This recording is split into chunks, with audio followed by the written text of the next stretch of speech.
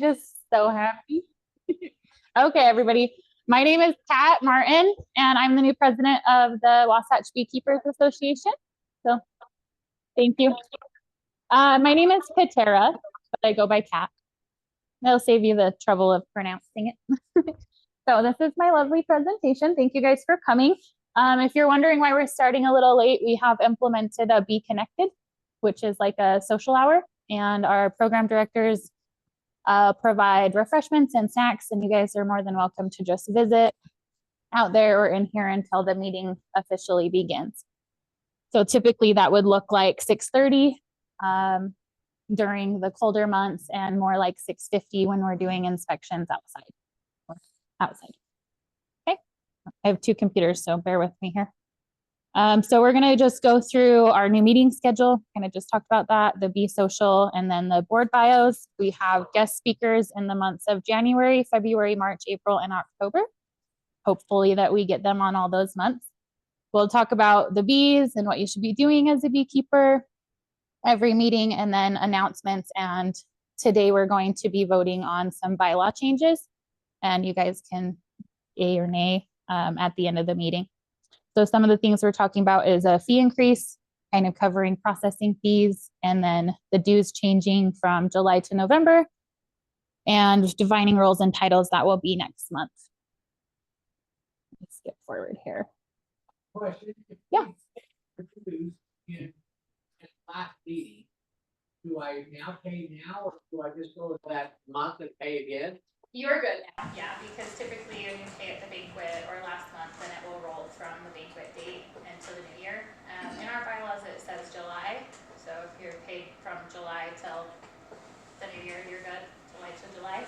That doesn't really make sense, I think, from what our board perspective is. It would more make sense from the banquet and then through. So that's, yeah, exactly. So it makes more sense just accounting wise to try it then versus summertime, because we're getting a lot of our dues paid at that time anyway. So people can enjoy the auction and the banquet. So talked about this again, new meeting schedule. This is kind of what it looks like, a 30 to 50 minute social hour. Then we will talk about guest speakers, apiary announcements, any opportunities like Thriving Hives classes, other classes that you can do, events that we host. We have a new newsletter, and then of course the memberships can be paid towards the end or during the Bee Social. And I'm sorry, this says BE Social because we did discuss having it called that, and then we have changed it to Bee Connected so more people can understand what that actually is. There'll be topics. You can get familiar with each other in the membership, enjoy your snacks, and then these are the times. So January to April and October, it'll be a 30-minute social hour. And then in the apiary months, it's from 6 to 6:50. And then the hands-on hive checks, most of you guys are familiar with these. They are from 6 to 6:50 during the warm months. It will take place the same time as the social hours, and then we are not checking the hives right now. So here's our new board. We have had quite the exciting board lately. We have a lot of people. So there's me, Kat Martin. I am 1 year on the board, and I've been keeping bees for 3 years. Unfortunately, I'm not perfect with that, so my bees often do pass away in the winter time, even though I try super hard for that to not happen. But I'm hoping that this time they don't. So the next is Jordan, or I say Kevin, I guess. Here is the vice president. He didn't send me a picture, and he also didn't send me a bio, but you guys know him, I feel like. He's a real guy. Yeah, he just has this logo. Yeah. Well, and so does Henry. So, and I was upset because I'm like, we need to see your face. Okay, but Kevin is our vice president, so let's all shame him for not being here. I'm just joking. All right, now Jordan is our secretary. She takes all of our notes in our executive meeting, and she has some other obligations, so she's not here today. But this is her first year on the board, her 4th year in beekeeping. Her favorite part is the bees, and she wrote quite the long biography, so I'll try to read it fast. She is an entomology enthusiast, and her interest is in the species, animal behavior, biology, and overall wellness. She has an impressive background with 9 years of experience in nonprofits, from volunteering to holding various director positions. She has an associate's in human development and family studies with an emphasis in early childhood. She attends the USU and pursues a bachelor's in horticulture and a minor in entrepreneurship. She's completed the Heroes to Hives program through Michigan State University and is a journeyman portion of the University of Nebraska-Lincoln Master Beekeeper program. She wants to pursue a master's in entomology and post-bachelor degree. She works with the educational specialist at the Salt Lake Mosquito Abatement District and has designed and developed a native pollinator and community garden on site. In addition to that, she is working on developing a K-12 curriculum focusing on ecology, biology, entomology, pollination, and other science-related fields for the SLC MAD. And she started keeping bees because she participated in the National Center for Appropriate Technology Armed to Farm program and was inspired by the presentation of a veteran beekeeper who found healing through beekeeping. And at the time, she was struggling with her own issues of PTSD, and it was inspired to learn more. So she's looking forward to ultimately leading her to being the secretary on the board. We all know Michael, I think, hopefully. Michael is our treasurer. This is his 3rd year on the board, 3 years beekeeping. His favorite part is learning about bees and beekeeping, associating with all the members, and representing WBA at public events. His main work is in accounting, and he likes to volunteer. He started because he had helped WBA with their tax returns for several years, and when there wasn't much happening during COVID, his wife and him thought that beekeeping would be fun. And is it fun? Okay. Henry, he did send me a biography, and he said 1 year on the board and involved with bees at various levels for about 7 years. He especially enjoys teaching, introducing young people to the wonders of bees. And Henry is our mentoring coordinator. So he will be working with any of our new memberships or any of you guys who do want to mentor or who want to be a mentor. Now, Miss Nicole, she was our last year president and secretary. And this year she's a program coordinator and apiary coordinator and the state fair coordinator. And so she has been on the board 6 years and has been keeping bees for 6 years. Her favorite part is the hive inspections. And she does enjoy learning about living things. So thank you, Nicole. Ashley Kirkham is our next program coordinator. And it says that this is her 2nd year on the board, 5th year beekeeping. She loves everything about beekeeping. Her favorite part is that both a science and an art. She also loves being really focused while in the bee yard. Her dad has been a backyard beekeeper for many years, and one of her sisters also keeps bees. It has been a wonderful family hobby. And Miss Julie, she is not feeling well today, so she would have been here, but she saved us all of her cold. And she's our swarm coordinator. She's been on the board for 7 years, helping, and 8 years beekeeping. She's a jack of all trades and loves helping in the association. She loves teaching others about bees, and beekeeping is her favorite part, especially observing them, watching first in fear when a swarm arrives, and then watching that fear change to amazement when she sees a swarm march and settle down. She first became interested when she took her kids to a park near her home in Pennsylvania, and they had an outdoor observation hive. She would sit there for hours, it seemed like, and watch the bees work and play and find the queen. She's been fascinated with them ever since. And when she turned 50, her husband said it's a pretty big year and their 20th anniversary, and she said she wanted bees and chickens. He said no to the chickens, but gave her a flow hive, and it's history from there. Miss Jen is also, I don't think, here. She's our education coordinator and manages our Instagram. And I don't have her biography listed here, but she's been on the board, I think, for a few years. And she's probably well known by you guys. She's also a teacher, I think, or helps with schools. And then Miss Jerilee, she is our new beekeeper. Not sure if she's here. Did you see her? She is 1st year on the board and beginning beekeeping this year. I know that she got some stuff for Christmas, so we're excited for her and hopefully that she can get some bees this spring. And she did say she's a piano teacher and performing oboist and has chickens and rabbits. She's excited to add bees for the benefit of her garden and lifestyle. So that's our new board. If you see everybody, say hi to them and thank them. And I now am going to try to see if we can get Joey to present. He is with the Utah Department of Agriculture and Food. He's going to talk about the, what is it here, HB 297 bill, and the Utah Bee Inspection Act and the changes. So I don't know, do you want me to put him on here? So stop sharing. Okay. And then Joey can share. Sounds good. You guys will have to bear with us here.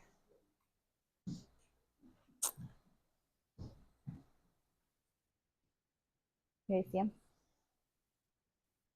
Okay, try speak. Hello? We can't Can y'all hear you me? here. Can you We're hear me getting okay? there. Hold on.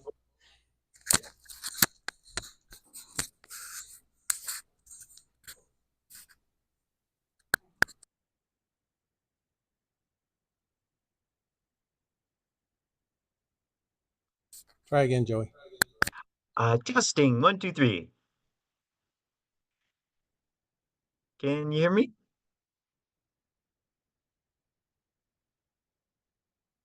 Testing?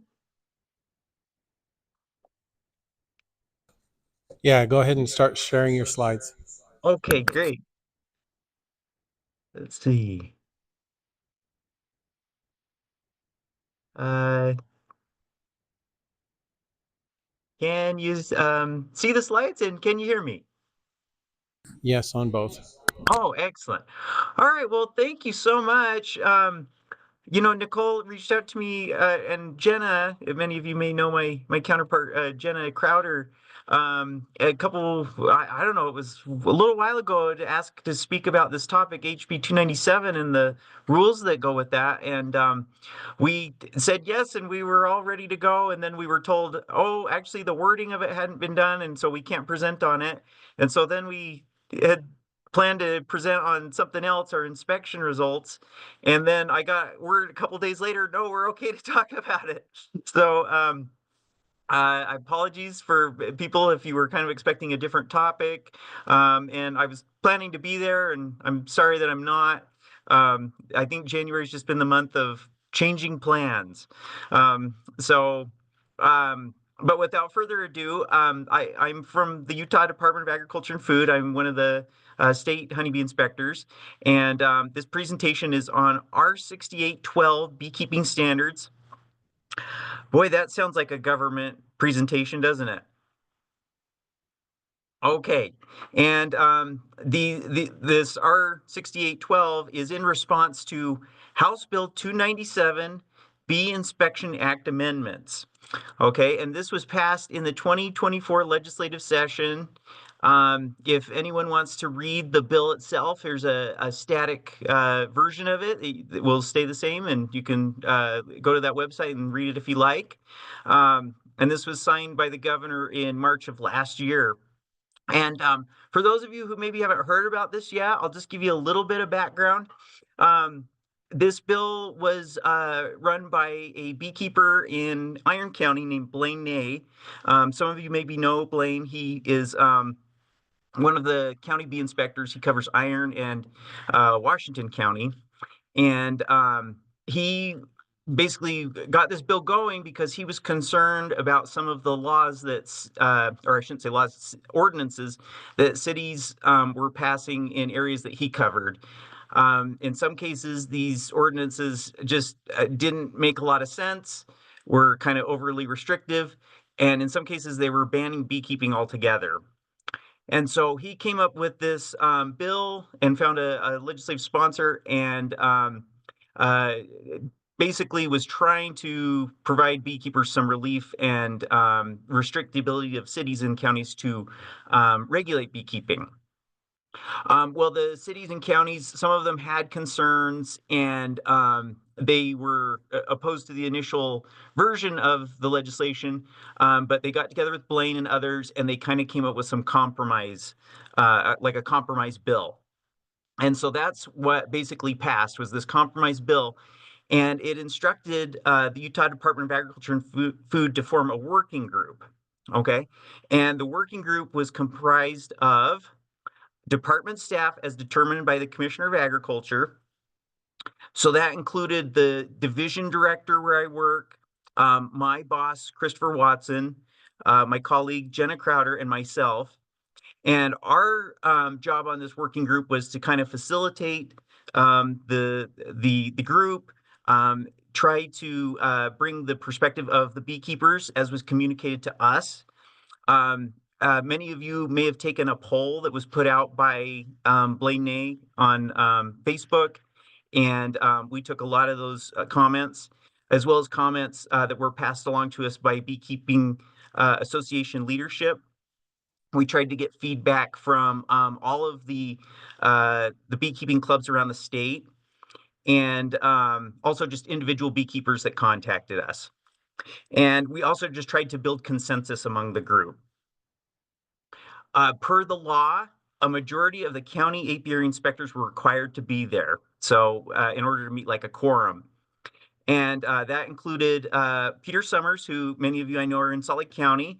So that would be your county bee inspector.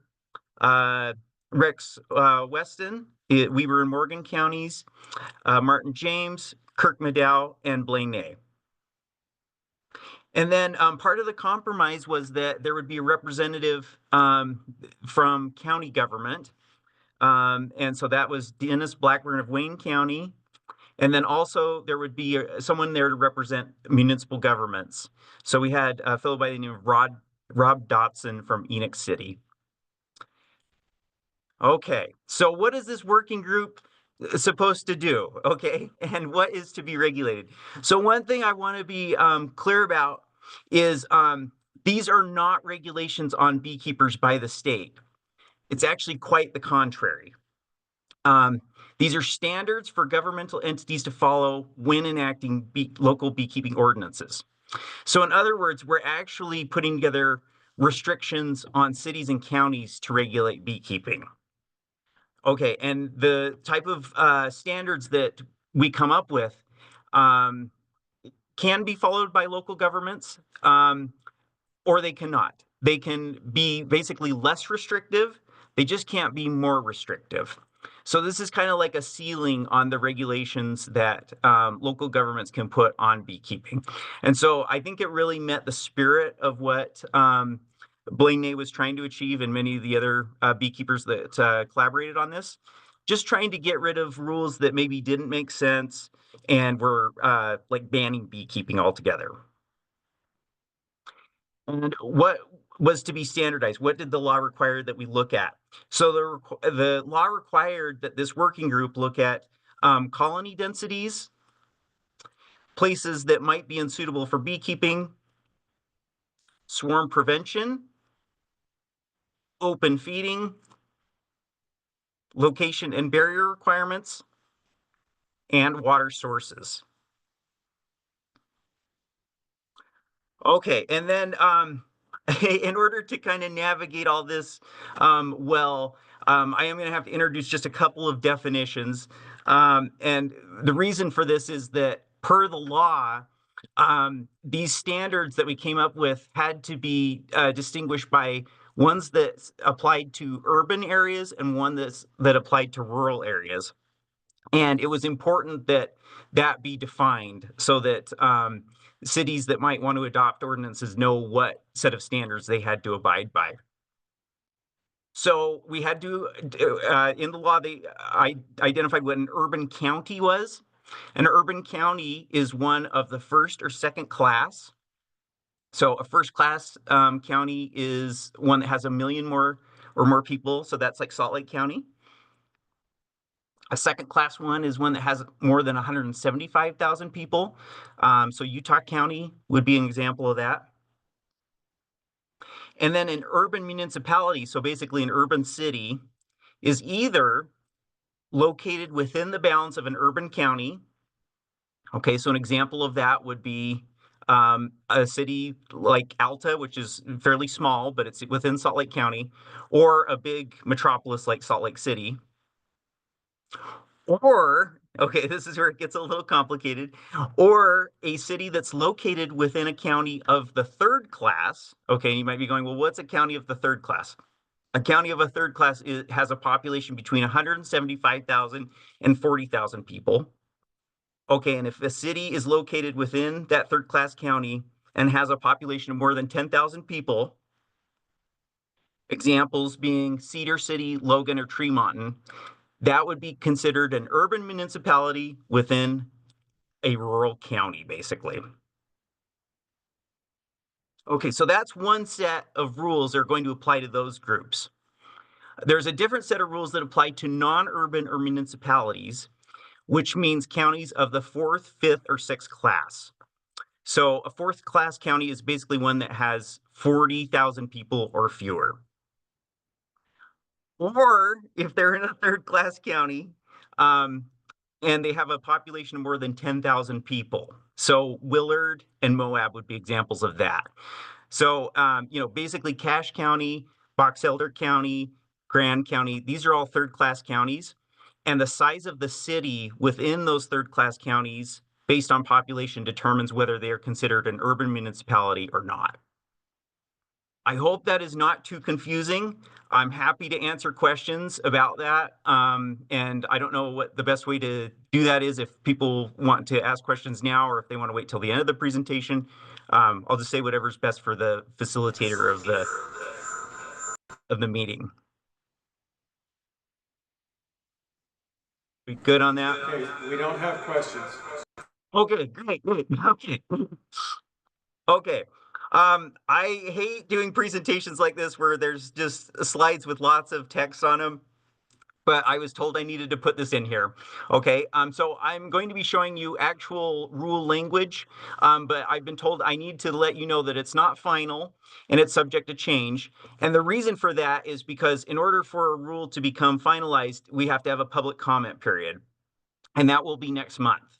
Okay, so after the public comment period, the language will be reviewed and may be revised, and it won't be finalized until that process happens. If you want to learn more about that process, here's this website. Okay, but what I would point out is, if going through this and you're looking at the language of this and you're going, gosh, I don't know about this, there's a lot of things here I don't like. The good news is this hasn't been finalized, and so you have the ability to put forth your opinion on that, and the language may be revised as a result of that. Okay, so there's a whole month to basically make those comments. Okay, so now let's get to the nuts and bolts of what this working group came up with, okay?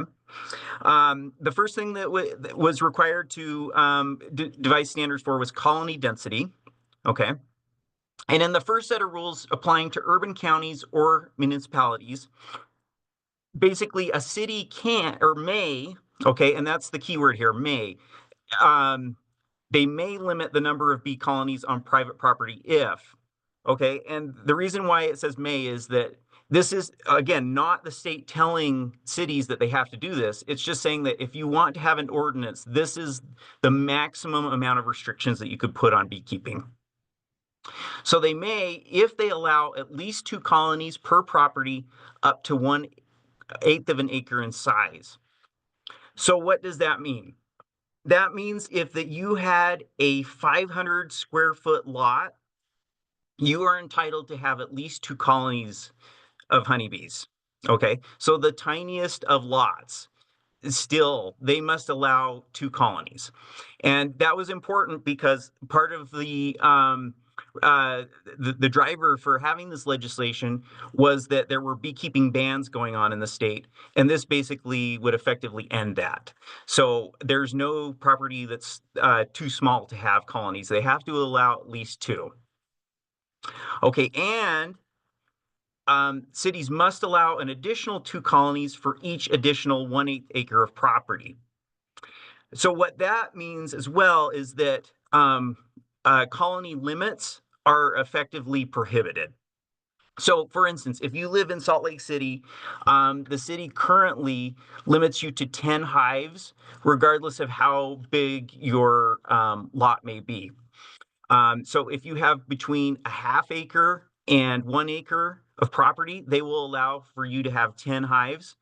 But if you have a 2 or 3 acre lot, they don't allow you any more than that 10. So under these rules, if you were to have, let's say, a half-acre lot, then they would have to allow you to have 8 hives. And then if you had a full acre, they would have to allow you to have 16 hives. So that's well above what is currently the restriction. The current restriction is 5 colonies for half an acre and then 10 colonies for a full acre. So that basically, the city, Salt Lake City is going to have to, if these rules go forward as is, they are going to have to loosen those standards. Okay, now there's a second set of rules again that apply to like rural areas, so basically non-urban counties and non-urban municipalities. They basically cannot restrict the number of colonies on private property. So there's no, they can't limit it at all, in other words. Any questions about this?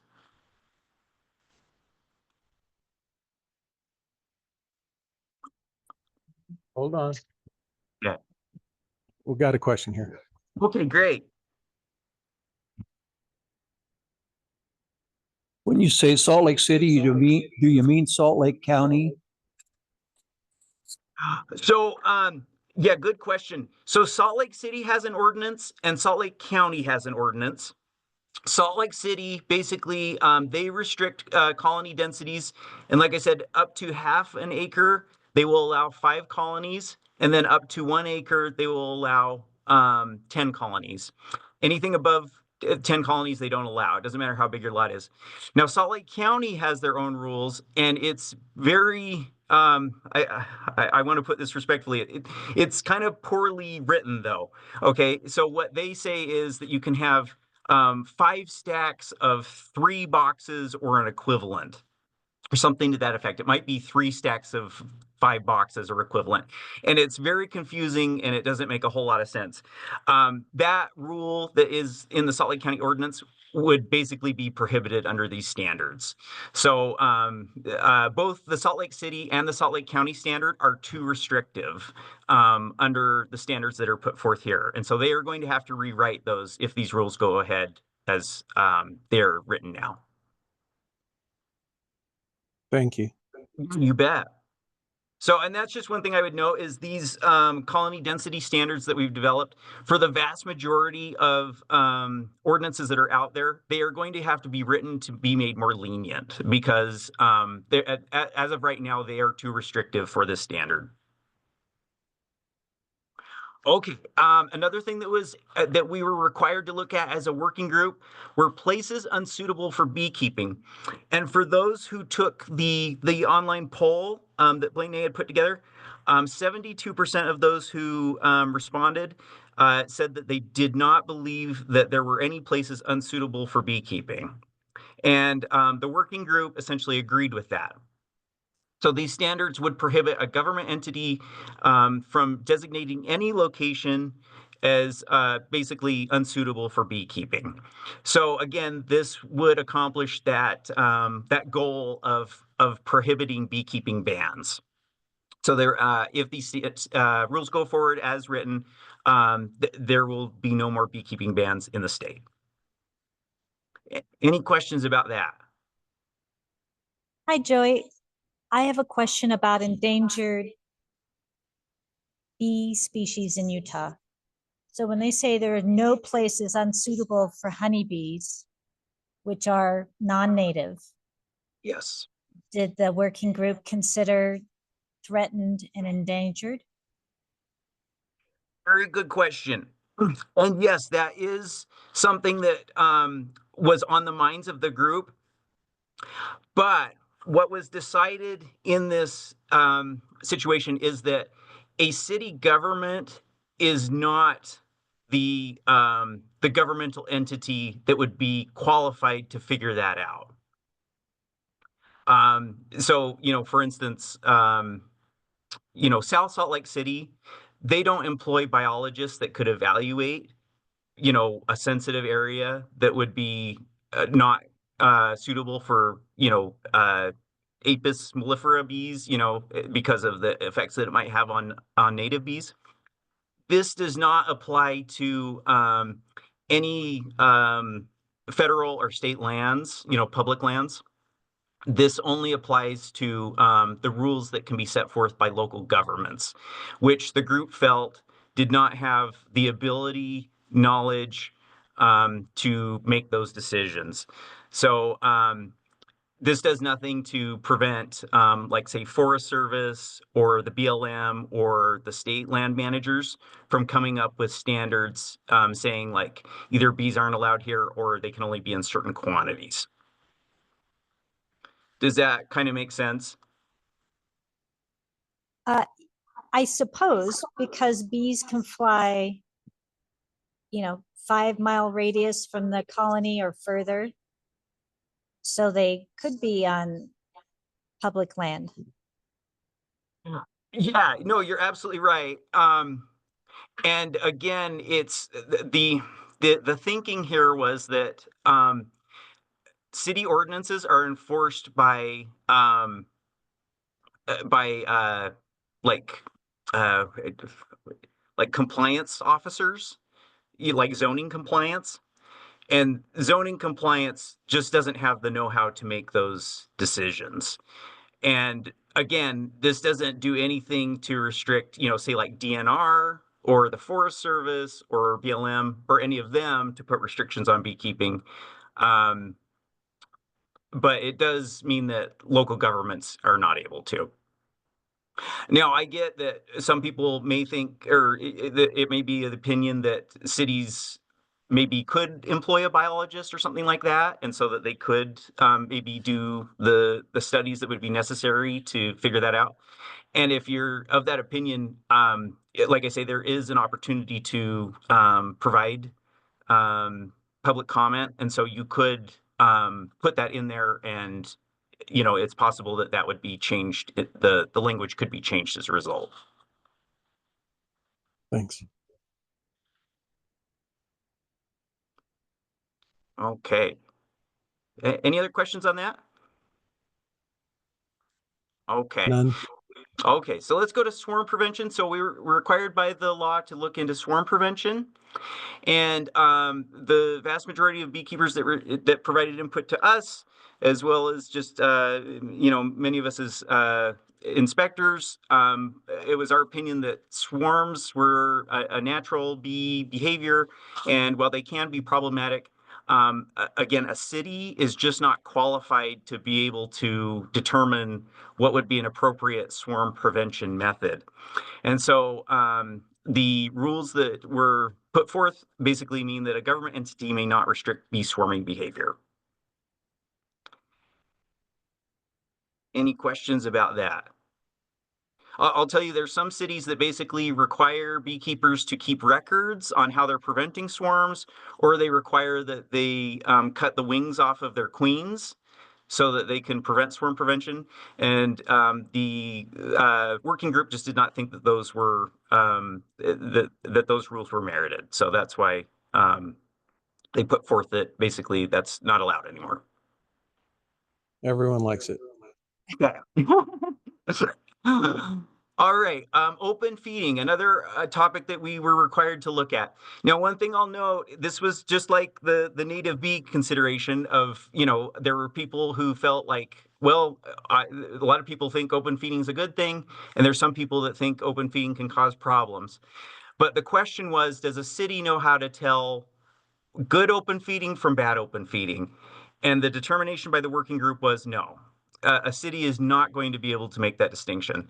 So if for instance, you don't like the idea of open feeding, that's going to need to be changed on a state level in the state bee law. And that would involve, beekeepers that actually know what they're doing versus an ordinance enforcement official from a local government. So basically, it was determined that a government entity may not prohibit open feeding. Any questions on that one? None. Okay. Okay, barrier requirements. Okay, in an urban county or municipality, they may require apiaries that are located at least 10 feet from a property line. So basically, if you have bees, a city can say, you need to keep them at least 10 feet away from a property line. But they also, you can also put them closer than 10 feet if you have a site obscuring, and I realize this is spelled wrong, so flyaway barrier, but I was told I had to put it in as written. In the final version, I'm sure they will clean that up. So basically, if you want to put your bees next to your neighbor's house or their property line, closer than 10 feet, then you need a flyaway barrier. And that flyway barrier needs to extend 5 feet in either direction of the apiary. And the height of it cannot exceed what the local government restricts on fencing heights. So in other words, they can't create a standard that is in excess of what a fence couldn't be in the first place. Yeah, I guess there was some cities that were basically requiring flyaway barriers that were taller than what was allowed in their local code as far as fence regulations. Okay, and then an urban county or municipality may prohibit bee colonies in the front yard of a residential property. And we did have a number of beekeepers that passed along to us that said, you know, in my community where I live, having bees in a front yard wouldn't be a problem at all. And again, these rules don't say that the city has to prohibit bees in the front yard. It just gives them the ability to do that. So, you know, in Salt Lake City, where in areas that have very small lots and there's high traffic, maybe that's not appropriate to have bees in the front yard. But, you know, if you're in, you know, the Wasatch Back, then having bees in the front yard maybe isn't a problem at all. So it basically just allows cities to prohibit bees in the front yard if that's deemed necessary or wise. And then in non-urban county or cities, a government entity basically can't require flyway barriers. Any questions about that one?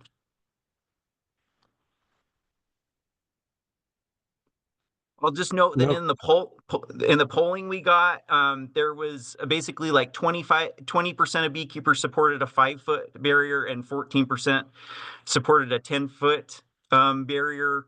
And then there was a plurality of people that just didn't have an opinion one way or another. So, okay, so water sources. An urban county or municipality may require beekeepers to ensure a constant source of fresh water on the same property as the apiary. In a non-urban county, a government entity may not require this. So basically, just if you're in kind of a more densely populated area, you may be required to provide water source to your bees. And in a rural area, that would not be a requirement that would be allowed. Any questions about that one? No. Okay. Okay, so that's it. So that's basically, if these rules go forward as is, that is the scope of rules that a city could adopt in urban areas. And basically in non-urban areas, there would not be really any rules they could adopt. That's kind of the bottom line. Like I say, if you have thoughts on this, if you're like, you know, I don't think some of this wording is wise, I think there's improvements that could be made, then we do have this public comment period that's open next month. And basically, you'll go to this website, rules.utah.gov, and you'll search for beekeeping. So if you have a phone, you might want to just take a screenshot of that. And then you're going to want to check proposed rules. So again, if you're interested in doing this, you might want to take a photo of that. I'll just leave it up for just a couple more seconds. Okay, and then to provide a public comment, you're going to have two different options. There's a little link that's red and it says provide public comment, and that basically opens like an Outlook and you can type in your comment there. Or you can download this document, this HTML document, and it'll give you a list of emails that you can send that to. So if you want, you can I'll leave that up for about 5 more seconds if you want to take a photo of that. And then I'll just note when we have questions, but if you want to make your comment directly to us, that's the email that will get to the apiary program. So either Jenna or I will answer that, and we'll make sure that gets forwarded along to the decision makers. Is there any other questions about this? I know that this is complicated stuff, and I know that there might be different feelings about this, and so I'm happy to answer any questions. Here's a question. I'm curious about the definition of a sight barrier. Is it just a fence? Is it a bush? Is it what's a sight barrier? Yeah, that's a good question. So it basically can be a permeable or non-permeable barrier. So for instance, a bush would count, a wooden fence would count, but a chain link fence would count as well. So it's basically like the way I like to think of it is if it keeps a chicken or dog from coming into the yard, then that's that's the same standard. But the difference being that it only needs to extend 5 feet from either direction of where the hives are, versus like, a fence keeping a dog out having to extend the entire property line, right? Does it have to go up 5 feet as well as 5 feet both directions? So, as far as the standards are concerned, we don't specify that. We just say that it can't be any higher than what the maximum height is allowed by by city code. So, if city code says that like fencing, a fence can't exceed 5 feet or 6 feet, then that's as high as it can be. Thank you. You bet. You want to say? Hearing that if people can't see your hive, they're not going to complain about it. Is that the takeaway here? Yeah, actually, I'm glad that you brought that up because that was a lot of the discussion that people had is that in many cases, the hives aren't really a problem. It's just the sight of them that's the problem. And so that's why, sometimes allowing a city just to restrict them to the back or side yard or having some sort of, barrier that obscures the sight of them, that solves a lot of problems.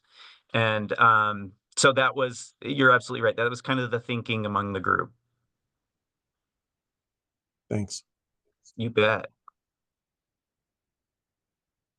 Any other questions? I just asked that. Nope. No? Okay. Yeah. So, I mean, I think that, with all the different views that were in this working group, we were able to basically to come to consensus. There wasn't anybody that said, hey, this doesn't work, or I don't like this. Everyone, while maybe having some mixed feelings on certain things, basically was supportive of it.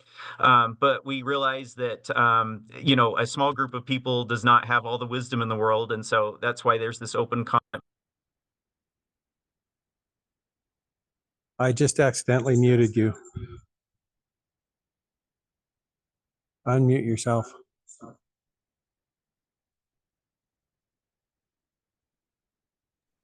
Oh, I just wanted to just say in final passing, just that if anybody has concerns about this, please, I really encourage you to participate in the public comment period. And I'm sorry I couldn't be there in person. That's all right. We appreciate you. Thank you. Yeah, thank you so much. Everyone's saying thank you. Thank you. Thank you all.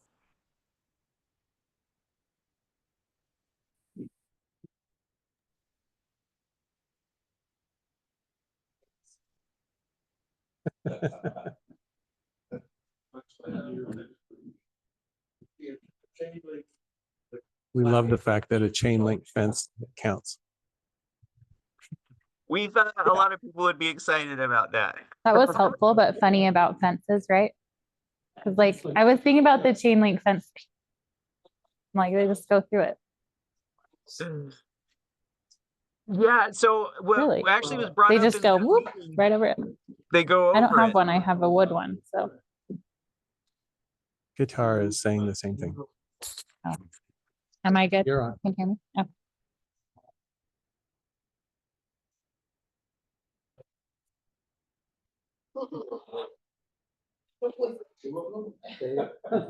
Oh. We're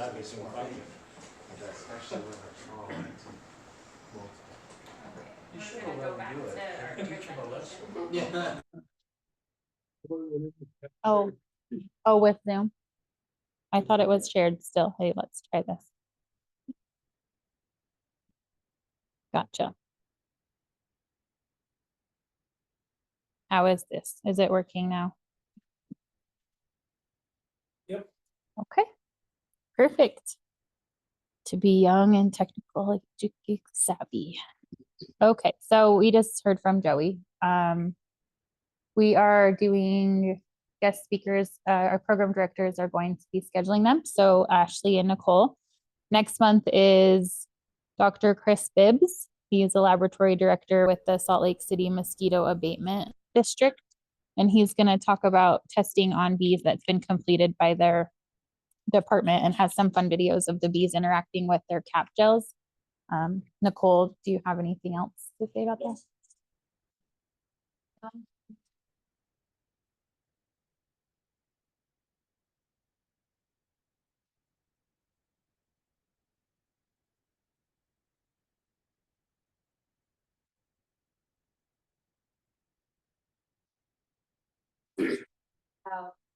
These gel caps will create non-target species interact.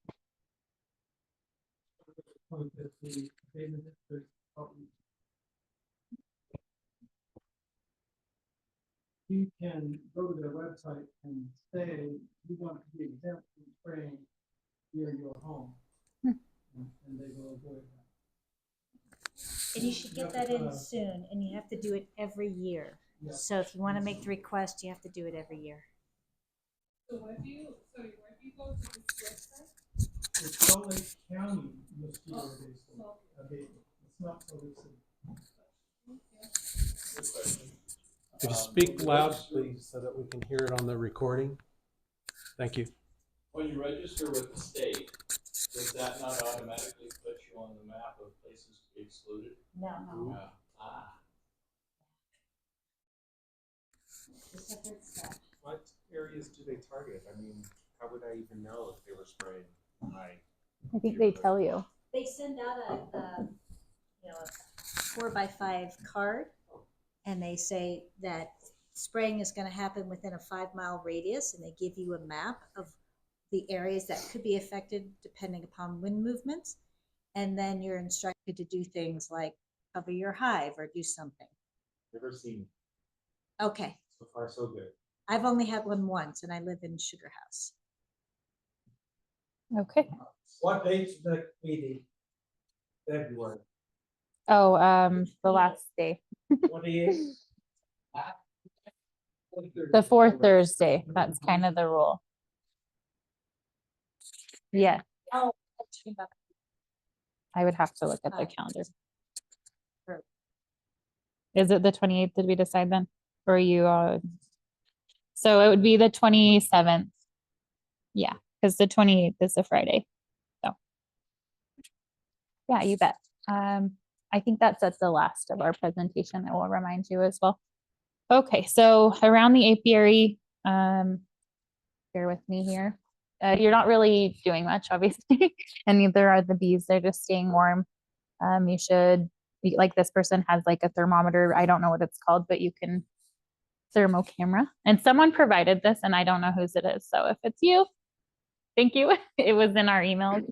But yeah, it says the cluster could cover 48 frames from the top to the bottom. And during January, the bees consume 1 to 2 pounds of honey per day and maintain a hive's temperature. I'm not sure. My hive would be gone and. I guess it could depend on how many bees are in there, right? Because quantity of bees depends on food. Yeah. And you had a huge column, and it was very cold. And so I suppose. We get this from our bee calendar, so. Happening right now is Western Apiculture Society monthly meeting, and where they provide guest speakers, and the guest speaker for the meeting that's happening right now online is is about looking at the thermodynamics of the hive and how much they consume and trying to tease apart those kinds of questions. Do I want to go home and find that? Yeah. Yeah, so if you join WAS or the Western Apicultural Society, it's all the Western states in the US and up through into Canada. Super informative, cheap. I think it's 25 or 30 bucks a year. And you get access to last year's in addition to this current year's speakers. And they have all sorts of fabulous speakers, and they're only limited to like 20 minutes. So it's Oh. easy to digest. You can watch them all. Yeah, so whether or not that's true, we're gonna find out from. Yeah. I enjoy the newsletter, really quite informative. You can throw that in there. Yes. Thank you. I love that. I love to hear that about the newsletter. That's so nice. Okay. So again, it's less than an hour of your time. It's a slow month. There's just some tasks that you should be doing, making sure there's feeding being done if it's warm enough outside. I don't know that that's going to happen. But in rare cases, they might be low. And if you prepare now, then you're not going to have to go into spring unprepared, because playing catch up is not really what you want to be doing. So you can order your bees and nukes and other equipment. I skipped my slide. Sorry, guys.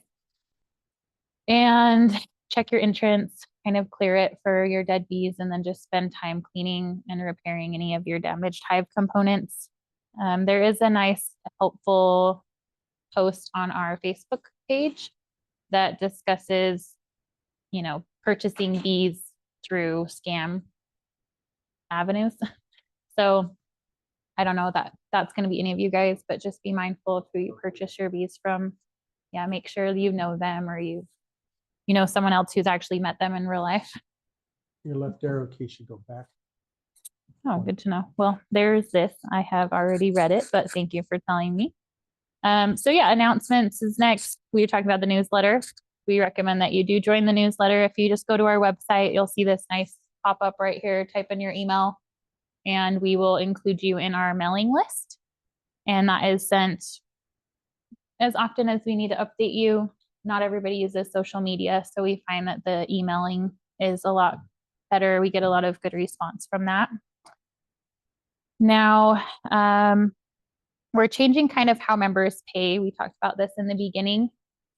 This is something I came across as the new president that was hard to clarify for myself, at least. And I'd like to fix that moving forward for whoever takes over my role in the future. And so what's happened now, and you guys are familiar, is you come in and you just Venmo us, and that's all great. But then we don't get any information from who you are. And I don't know any of you. So I see your email and I'm like, that's great. That's nice. Did you pay? I don't know. But Nicole's like, I know all these people. And I'm like, okay. So it all has worked out fine in the past, and we've managed. But now we've implemented just one application for everything. And so if you want a mentor, it's on there. If you want to be a swarm catcher, it's on there. If you, anything about you, if you are a master beekeeper, a journeyman, or a new beekeeper, where you live. So this is a form, like a Google form kind of, but we're using a program called JotForm, and it is connected to Venmo now. So instead of you paying separately and then forgetting the form, or doing the form and then forgetting to pay and that disconnect happening, now everybody fills out the form, and at the very bottom is your payment. And so where's the form link? How do you get to it? It's on our website under the membership. And then we actually, whoever hasn't paid their dues yet, we have a QR code that you can scan at meetings, and it will bring up the form. It takes only about 5 minutes to fill it out, so don't be daunted. And then of course it will still take Venmo. So this should just be more efficient for the membership and for the board. And then you'll get like an email notification saying, you've paid, or your dues are due this year. And in order to kind of simplify that and streamline it, we do propose that our dues are increased by $2. And that is because now Venmo is operated through PayPal, and PayPal charges a processing fee. So we can keep doing what we've been doing, but our membership needs the money so we can do state fair and things like that and order shirts and all the things that it takes to run the association. So we don't want to be losing out on a $2 processing fee simply by trying to make our program or association more streamlined. So at the end, if you again haven't paid your dues, we'll have a Michael with the form with the QR code. And if you have paid your dues, you can get a coupon code that will eliminate the fee, but you still need to fill out the form because otherwise your data is missing and that defeats the point. So we'll kind of reach out to those people who we have received payments from and we'll give you a coupon code. And then anybody, of course, who's over 70, who's been a paying member for 5 years, you get a coupon code as well that will eliminate your dues and you'll just have to still fill the form out. Do you guys have any questions about that? Does it have to be filled out every year? It does have to be filled out every year until we obviously can collect the data to decide like if there's a way to transition that. And right now, until we do get that data, it's hard to say obviously how well it will work, but I'm pretty confident in the form. The board and I have spent a lot of time creating it and I actually liked it. What's awful is getting a spreadsheet and being like, what is this? So yeah.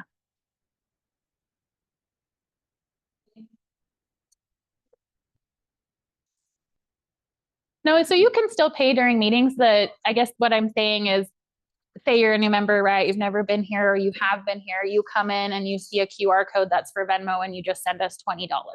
And you're like, okay, member. But then here I am saying, who is this person?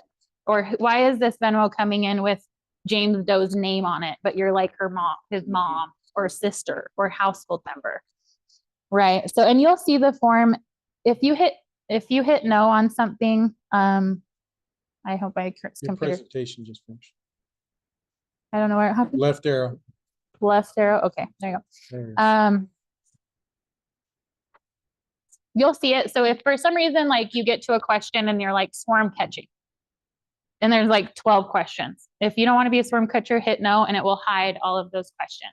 So don't feel like, oh, I've scanned the form previously and being like, I don't have time for this.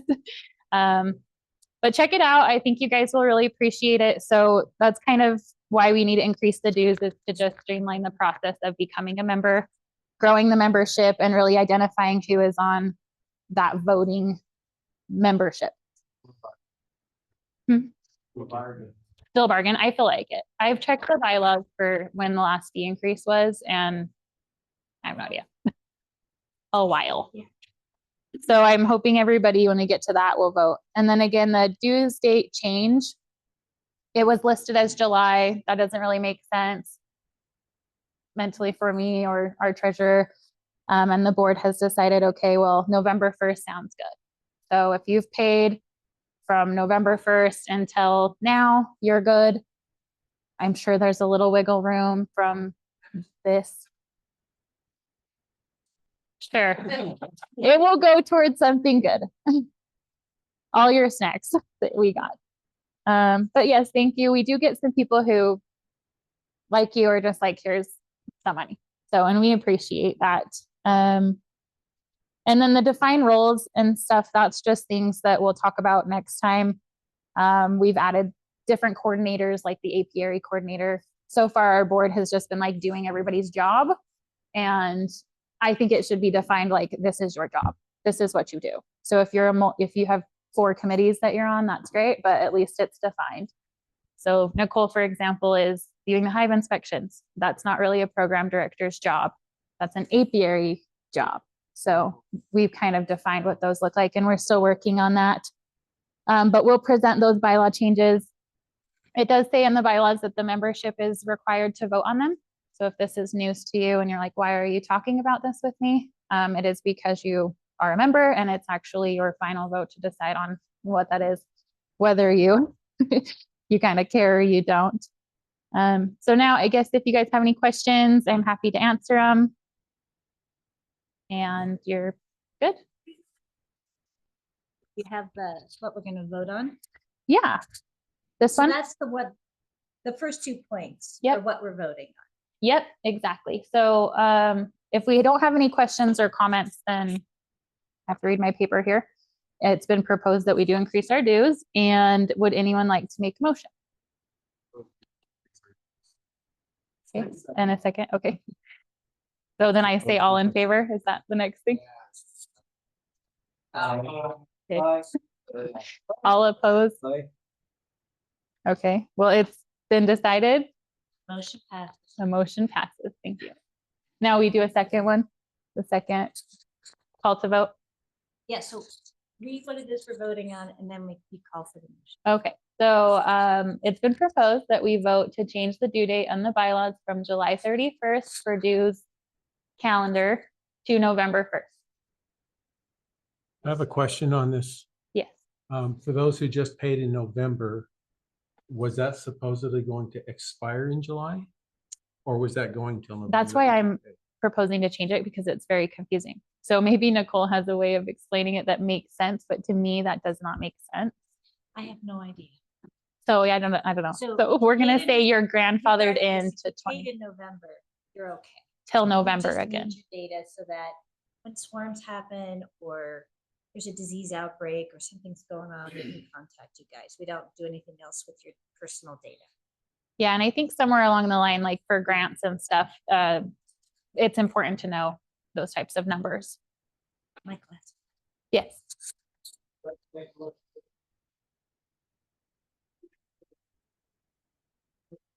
Anyone who pays November 1st, 2024 or later be included. Yes. Seconded. Okay. Is motion passes or motion to vote? Or Question. Discussion. I'm new to this case. Yeah. All right.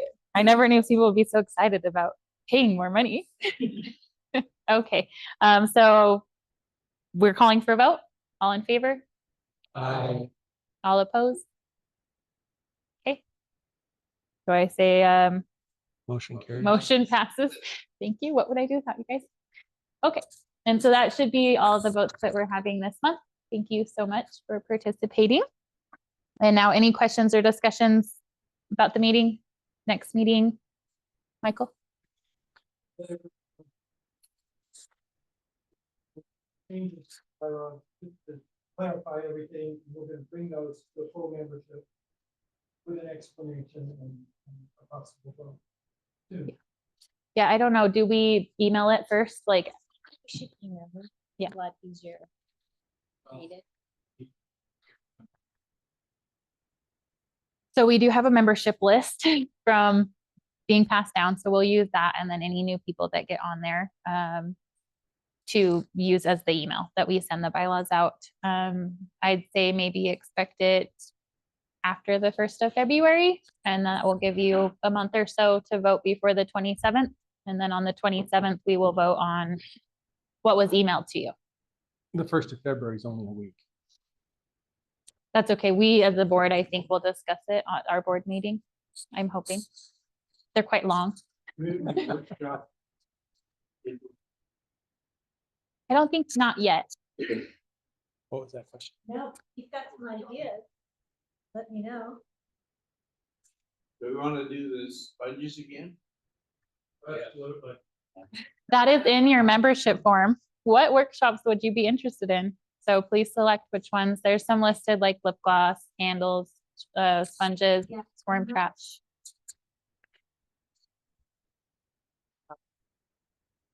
So the FDA came forward and said that because the sponges were not standardized and some of the Swedish sponges are impregnated with antimicrobial agents, that aspect of the delivery system for the oxalic acid hasn't been studied. So we don't know what impact, negative or positive, it would have on honeybees.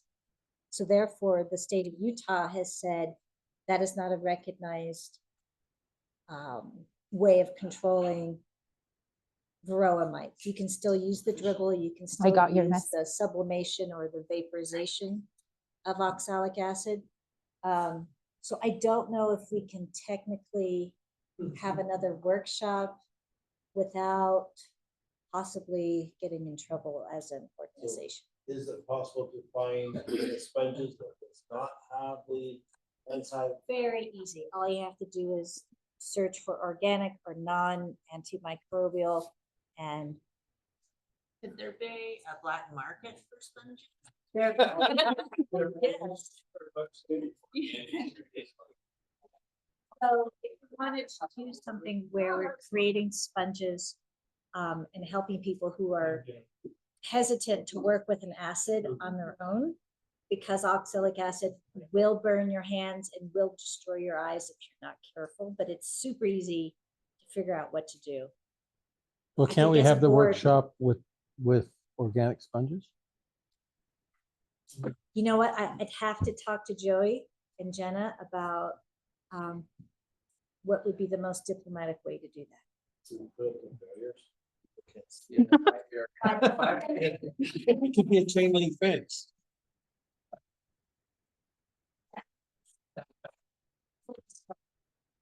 I'll talk to you, Dad. Yeah.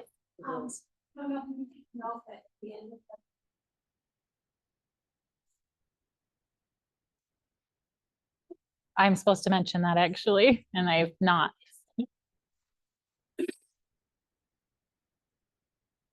I think I'll put it in our newsletter as well.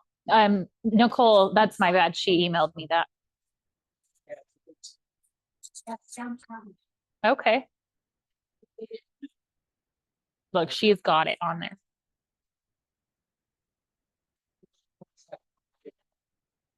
Okay, really exciting.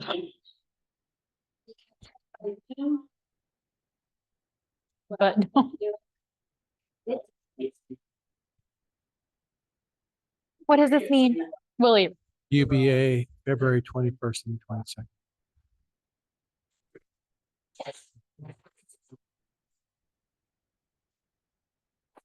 That's the story of my life.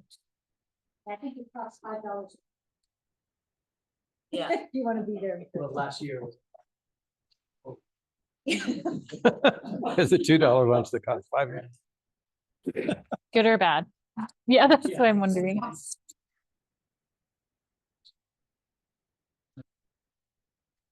Okay, well, any other questions or, yeah? Just wanted to tap into the volume of experience here. Got a daughter down in Utah County with 2 hives, and she's re-landscaping last year, so I put them on my lot. So I'm just wondering, is it better to take them back down there while it's still cold and they're not out flying yet, or to wait until they're moving more? Any thoughts that way? How far away is it? Utah County, But how far between them? 30 miles, 30. Oh, so you're not worried about drift home? I would do it, but I'm not an expert. Yeah, No. that's the problem.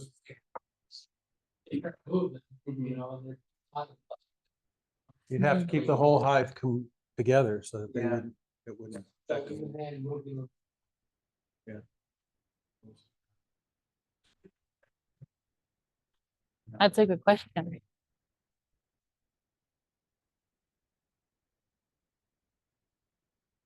Oh, I was thinking just about.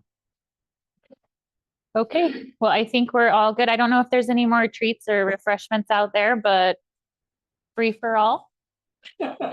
Take them if you're hungry. Thank Yeah. you. Yeah, thank you guys.